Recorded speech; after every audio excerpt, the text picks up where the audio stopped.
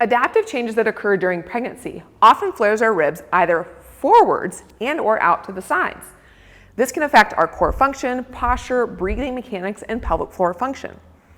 Core work can be a great way to address this and restore function. However, in sagittal plane moves like a front plank, people often overuse their rectus to pull their ribs down. This can contribute to a doming effect in their abs, put too much pressure out the midline or down into their lower abs or pelvic floor, create strain in their neck, and negatively affect their breathing mechanics. In moves like a side plank, people often set up with their ribs that are too flared forward, contributing to using their back more than their abs to hold them up. They can also have a bottom leg glute med that isn't pulling its weight to lift them up, negatively affecting core engagement and pelvic stability, as well as contributing to neck and shoulder discomfort. Today, let's go through a variation where we combine concepts from the side and front plank to create balanced support for our ribcage, pelvis, and a happier you from head to toe. We're going to use a short lever side plank to help be able to access the bottom leg glute med, and then we're going to rotate towards the ground slightly to help give a blend between lateral obliques and front abs. So let's go ahead and dive in. So what we're going to do here is we're going to set up on your forearm. I like having that palm facing in to start. I find that too often when people are trying to get their palm down, they'll kind of bring their shoulder blade with them. And we're making sure that that shoulder is right over their elbow, watching for that alignment to stay there throughout the movement. Then in the lower body, if they can, we're going to position the legs in this 90-90 position. If you need to, you can drop those knees down a little bit more, but I find that if we can have this hip flexion at 90 degrees, it's going to be a way for us to find more glute med and max and less deep hip rotators on this bottom leg. Then what we're going to do is we're going to shift the top hip forward as well as your rib cage forward and putting your hand on the ground. So if I was just sideways like this, a lot of time people will come up and they'll kind of flare like that. So by rotating forwards, that's going to help use gravity and position to kind of tuck those ribs around and use more of our front abs to pull the ribs back to help us feel more abs and less in our back. And then this top hand pushing into the ground is going to help support you to lift you out of the position.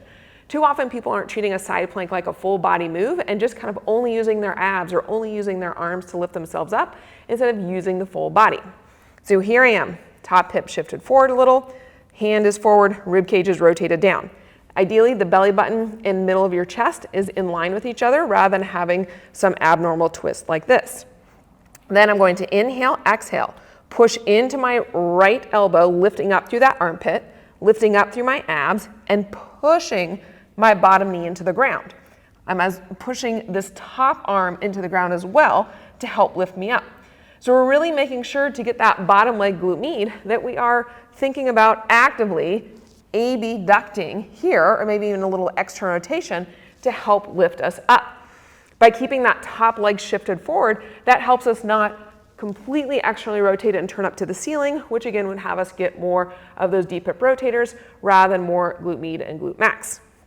So here I am rotated forward a little bit, shifted, inhale, exhale, press and lift through my entire body, making sure as I'm here that my chest hasn't dropped down. So you might have to think of a little bit of a lift to your collarbone, and then we're just going to hold and breathe. Inhale into your back and sides and hips, and then exhale, feeling those hip bones and abs and ribs connect in towards each other. We're not wanting to go so far into this lift that we're side bending like that. Sometimes that can be helpful if you have a one-sided rib flare, but here we're looking for more balanced engagement between both sides of our abs. So that's again where that top hand can help you kind of close off your top ribs as well to help you not get into so much of a side bend. So we'll go one more time.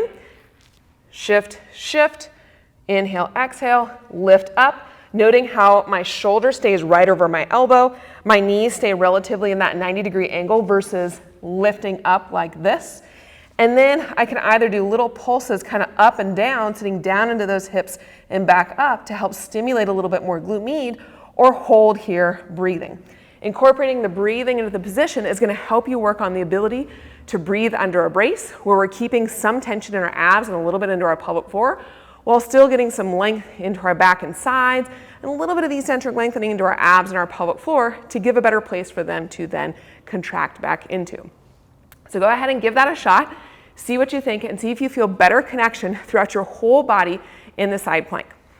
One other thing to note is if you're feeling challenged with getting into that 90-90 position, you can experiment with having kind of a shorter lever in that bottom leg by having it down by your side here, and then that top leg can be straight, and you're still thinking about pushing that right knee into the ground to get some of that abduction. But for those individuals that tend to be in more of an anterior pelvic tilt, they might tend to use more of their TFL or have their pelvis go into an anterior pelvic tilt when they go to lift up, using more of their back. So that's another reason why that 90-90 position can be really helpful to help you get out of being in that anterior pelvic tilt and find more of that glute med. But play around with those two different variations, see what you think, and let me know.